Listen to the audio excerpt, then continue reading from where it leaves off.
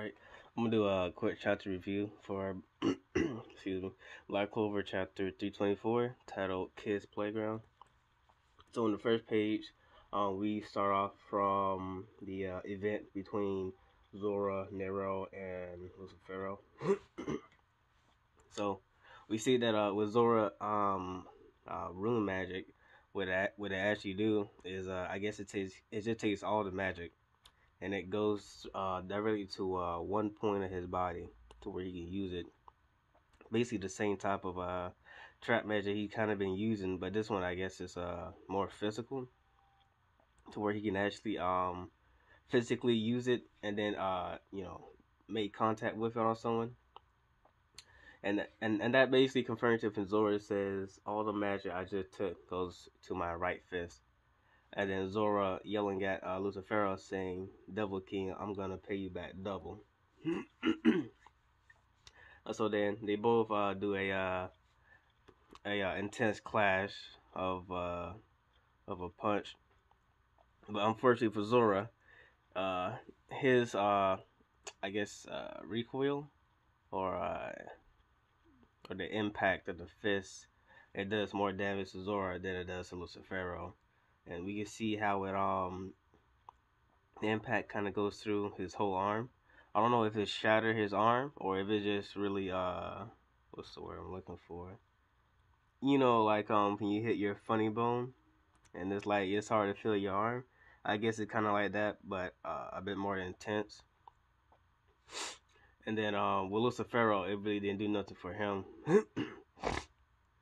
But he did kind of have to back off.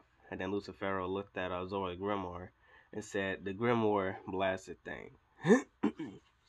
So yeah, it just reminded me that Lucifero doesn't even have a Grimoire, and he's not even using a spell.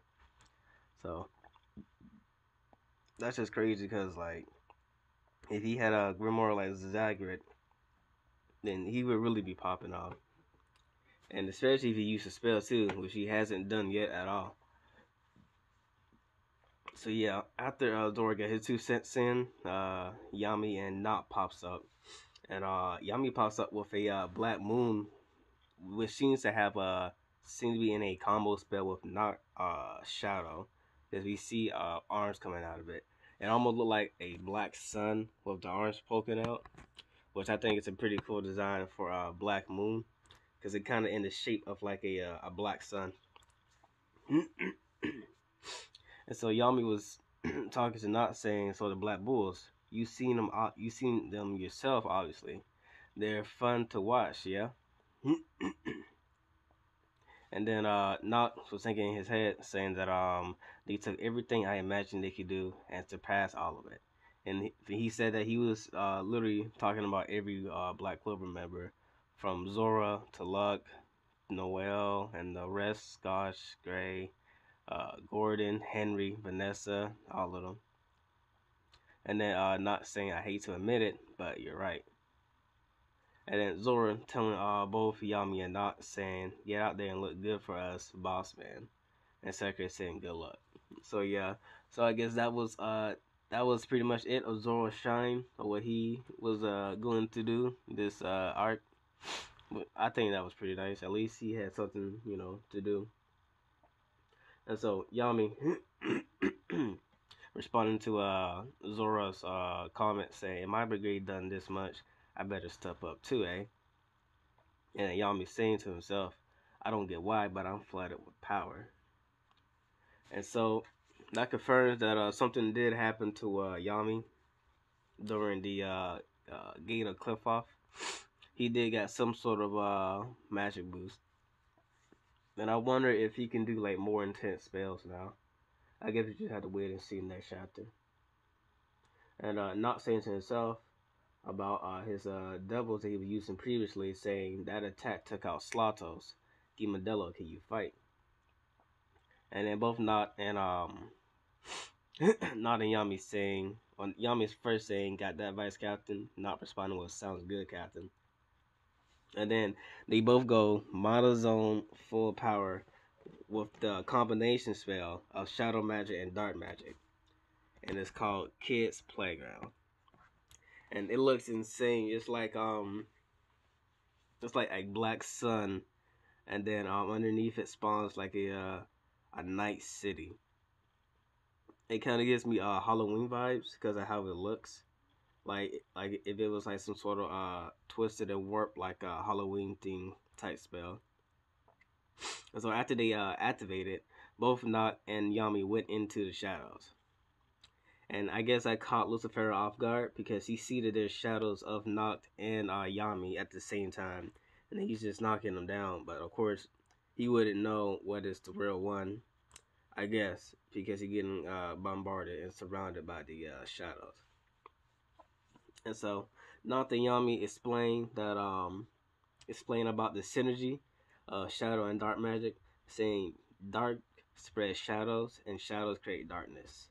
And that's kind of the perfect synergy. That's like a unlimited loop and supply of just attacks and support. And so what Not does is he fused his cat and dog into another supreme double form. And I gotta tell you, like every time whenever Not does a fusion double, it just looks so good every time. Especially the cat and dog one. This one looks insane. And so Not doubles is saying this is incredible, Master Not power surging through me, and then Not saying yeah, and I hate to admit it. I guess what they mean by that is because the combo spell of the Mana Zone. I guess because of Yami putting his magic in it. I guess that's what they mean about the power surging through them. And in the next panel, it seems like Lucifero. I don't know. It seemed like he got like dragged in. Gets in the panel, you see a after image of him getting dragged, and then we see Yami using a spell called Dark Cloak Deep Black Blade. Now it's kind of the same thing as Dark Cloak Blade, but this one is just different because it says Dark Cloak Deep Black Blade. Now I don't know how it works. I'm assuming it's kind of like Black Hole, but instead of a hole, it goes into an actual physical weapon. So what I'm assuming is that because he coded it, like I guess for more intense dark magic, that his sword is actually pulling Lucifero in a little bit. That's what I'm assuming because it seemed like Lucifero got pulled in into closer to Yami. So that's pretty neat. And in the next page, they confirmed that it's infinite synergy between darkness and shadow. And so Yami attacked Lucifero, but Lucifero blocks, and he gets knocked down. And Adrenaline watching all of this, saying, "Huh." And then as Lucifero catches footing, he checks his forearm and he sees that he do have a mark that was caused by Yami. And then once he saw that mark, Lucifer was really about to go off and just have a rage fit. But Lucifer was thinking to himself, saying that it's possible for humans to end me. And so, after a deep pause, Lucifer gained his composure and told him, "I acknowledge you." And then he followed that up, saying, "Therefore, I will kill you utterly. You, your parents, siblings, friends, neighbors, all humanity. I will annihilate every last one of you."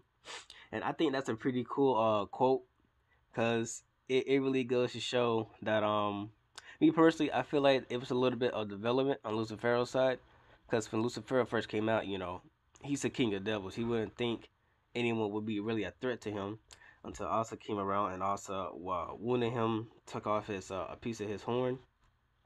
That upset him, and then it upset him again for there was all these people messing with him, not really like knocking him around, but like just annoying him like flies. And then he have Yami and Noct, which is giving him trouble.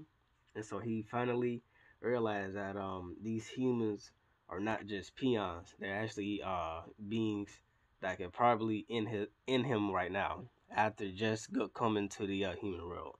So I think that's a little bit of character development for me that I like, and I like the quote that he made, saying that he basically gonna wipe out the whole human race. And like I feel like that would be a pretty cool phrase when he say it in the anime if they do it right. And then Lucifero followed up saying, After he said he will annihilate all of them, he said he's gonna use all the power that he possesses now. So I guess he's gonna go 100%, or he's gonna go full power at his 50% stake. So that's gonna be pretty cool. And then Yami replying saying, "What? He's just now getting serious? Screw that." But well, and then we see Nero has sealed up Asa damage, and we see getting back up. I can understand for Asa, like even though Asa is pretty messed up, he do have the mindset and the grit to continue. It's just his body. So since his body is sealed, I guess he's pretty much ready to go for round three. And I don't know how got up. I guess because he blocked it with the block Lucifer attack with his sword. He didn't get hurt that badly. And so, let me see. I think it's a Yami saying we come about as far as we can, you two. And then Asta, uh, commenting, "You're all torn up. You're gonna be okay." Saying to and replying, "I don't want to hear that from you." So in the last page, we have Yami saying, "Here comes the final showdown. Let's get her done." And I guess this is Yami and both saying yes, sir. And so on the last page, we have Nak and Yami and and Asta getting ready to fight Lucifero. It's kind of like one of those Final Fantasy 14 raids when you have to team up with a group of people to fight like the final boss. A couple of things I want to say about this one is I think this is going to be a pretty cool fight. I'm just trying to figure out what they're all going to do. Like Yami is good. He may be a little bit injured, but he has a lot of magic and he has a sword. Nock is good as long as he doesn't get hit. He's in a fusion form right now. Same thing for as long as doesn't get hit, he's good. And he has, I guess, potential. He has support potential with the constellation stars and conjunction. Only thing I don't know is Asta. Like Asta, I don't know if he can still draw out anti magic. Like we saw in a couple of chapters before that he could, but I don't know if he can like draw out enough to kill or to harm Lucifero. So either Asa is just gonna be stuck in that state and just like just using a trinket of the anti magic because I don't know if Leave is still unconscious or not. So I don't know in the next chapter Asa's gonna get like a boost or if he's just gonna sit in the sidelines and just wait for his time to strike. In Lucifero, we see him in a I guess I want to say a advanced form where he has horns, not really horns, but like I guess you can call it like he has his shoulders and his elbows protruding out horn shaped, and we see on his shoulders and near his elbows and on his wrists we see that it kind of formed like dark little pockets inside. Like in the beginning, when his body was still grotesque, that where it looked like processed meat. I guess it condensed itself to specific parts, to where like his body is more clear, but it's still like it's still trying to manifest completely.